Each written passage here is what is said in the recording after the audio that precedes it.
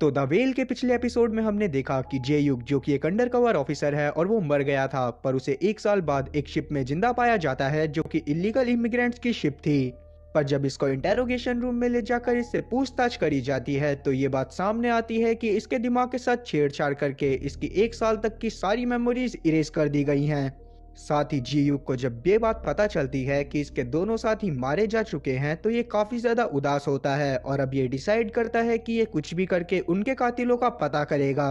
और इसीलिए ये वापस से इंटेलिजेंस को ज्वाइन कर लेता है, जिसके बाद जब ये अपने केस को स्टडी कर रहा होता है तो इसे पता चलता है एम मार्ट के बारे में, जहां पर जब ये पहुंचता है तो इसे वहां पर एक रिकॉर्डिंग मिलती है। और हद तो तब हो जाती है जब इसे ये बात पता चलती है कि वीडियो के अंदर जो इंसान है वो कोई और नहीं बल्कि ये खुद है। इसने ही अपनी एक साल तक की सारी मेमोरीज इरेज करी थी। और अब इसे उस वीडियो की मदद से ये इन्फॉर्मेशन मिलती है कि एनआईएस की टीम में कोई एक ऐसा बंदा है जो कि रैट है, मतलब कि जो इन्हें बिट्रे कर रहा है। और वीडियो बनाने के दौरान जी युग के पास कुछ ऐसी मेमोरीज थी जो कि वो नहीं चाहता था कि किसी को भी उसके बारे में पता चले। पर वो इस वीडियो में भी उन मेमोरीज के बारे में कुछ भी नहीं बताता, क्योंकि वो जानता था कि अगर धोखे से ये वीडियो किसी और के हाथ में लग गई तो इसके लेने के देने पड़ जाएंगे। पर ये वीडियो में इस वाले जे युग के लिए बस इतना मैसेज छोड़ता है कि इसे किसी के ऊपर भी भरोसा नहीं करना है, और अगर ये पूरे के पूरे केस को सॉल्व करना चाहता है तो इसे उस गुत्थी के आखिरी पहलू को ढूंढना होगा। तो अब इस एपिसोड की शुरुआत में हम लोग एक ड्रग एडिक्टेड बंदे को देख पाते हैं जिसकी एक कार क्रैश के दौरान मौत हो जाती है।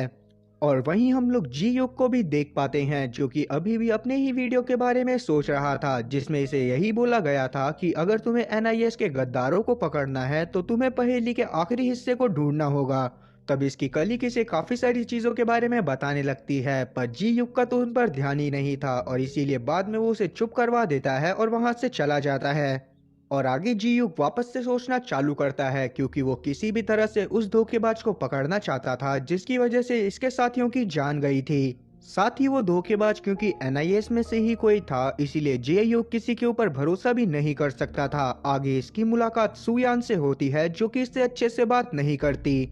और अब ये इसे उस वार्निंग के बारे में याद दिलाती है जो कि कभी ना कभी इसने जे युग को दी होगी, पर अभी हमें नहीं बताया जाता कि आखिरकार वो वार्निंग क्या थी। जिसके बाद सुयान थोड़ा सा अकड़ती हुई यहाँ से डायरेक्टर के पास चली जाती है जो कि इसके प्रमोशन की बात करते हैं और जे युग के बारे में इससे बात करने लगते हैं। और अब डायरेक्टर इससे जे युग के बारे में इसीलिए बात कर रहे थे क्योंकि ये और जे युग इंटेलिजेंस ज्वाइन करने से पहले नॉर्मल पोस्ट पर एक दूसरे के साथ ही काम करा करते थे।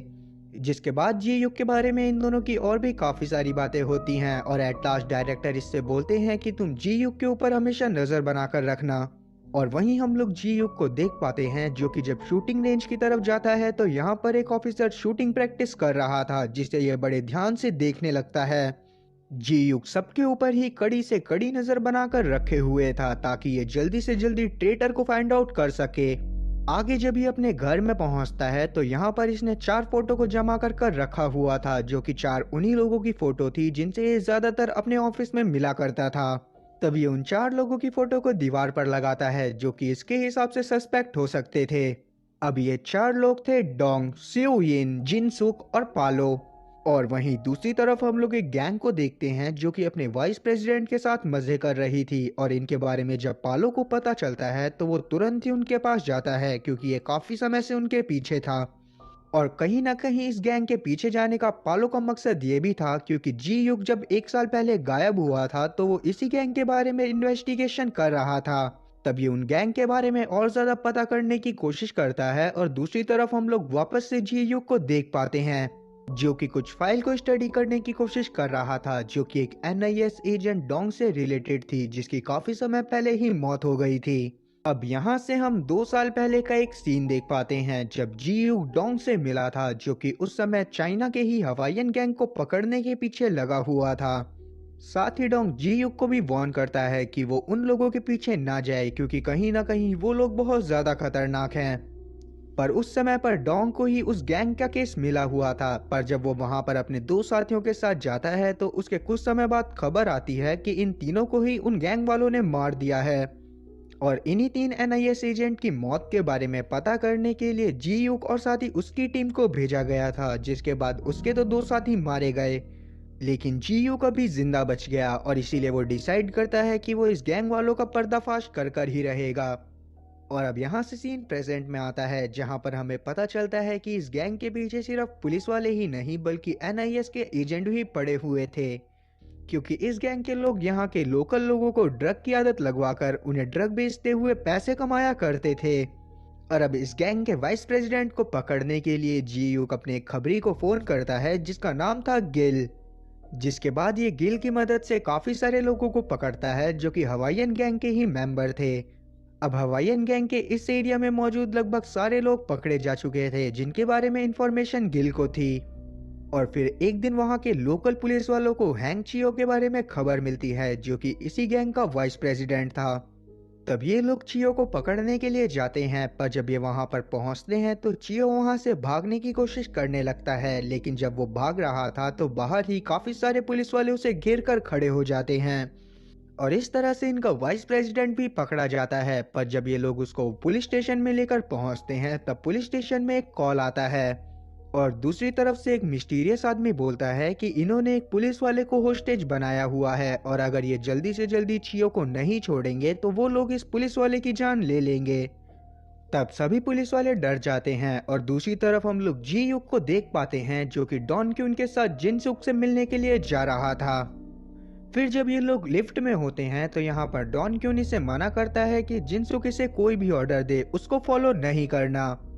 तब इस पर जी युग भी हाँ में सर हिलाता है और इसके बाद हम लोग जिनसुक के रूम में एक मीटिंग होते हुए देख पाते हैं जहाँ पर ये लोग चियो के बारे में ही बात कर रहे थे।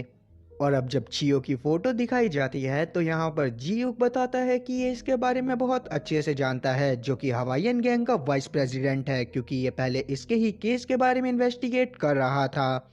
और यहीं पर अब पालो भी बताता है कि अभी अभी खबर आई है कि हवाईयन गैंग ने पुलिस वाले की जान ले ली है, क्योंकि इन लोगों ने चियो को पकड़ लिया था और उनके कहने पर भी इन्होंने चियो को नहीं छोड़ा।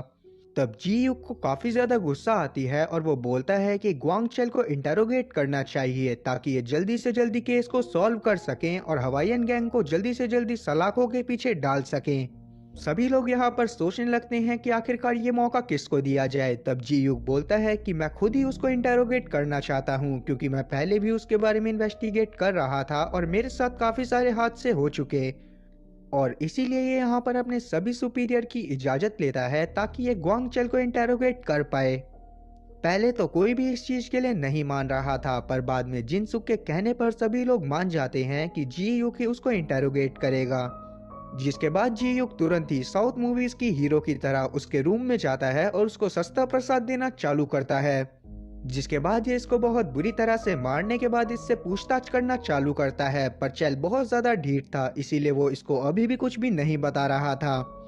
तब जी युग गुस्से में आता हुआ इसकी शर्ट को फाड़ देता है और तब जाकर हम लोग देख पाते हैं कि ये तो गजनी की तरह अपनी बॉडी पर टैटू बना के रखता है। हालांकि इसे भूलने की बीमारी नहीं थी, पर यह अपने बचपन के घाव को भूलना नहीं चाहता था और इसीलिए अपने हर इंसिडेंट से रिलेटेड इसने अपनी बॉडी पर एक टैटू बनवा कर रखा हुआ था। उन सभी टैटूज में से एक टैटू ऐसा था जिससे ये पता चलता था कि ये पहली बार जेल कैसे गया था, और दूसरा टैटू ऐसा था जिससे ये पता चलता था कि इसने अपने फादर को कैसे मारा था, जो कि बचपन में से सेक्सुअली अब्यूज करा करते थे। अब जी युग भी इसके टैटूज को बड़े ध्यान से देखने लगता है, जिसके ऊपर तुरंत ही ग्वांगचेल मौका पाकर अटैक कर देता है। जी युग इससे लड़ाई करते हुए इसे किसी तरह से काबू करता है और इसे शांत करवाता है।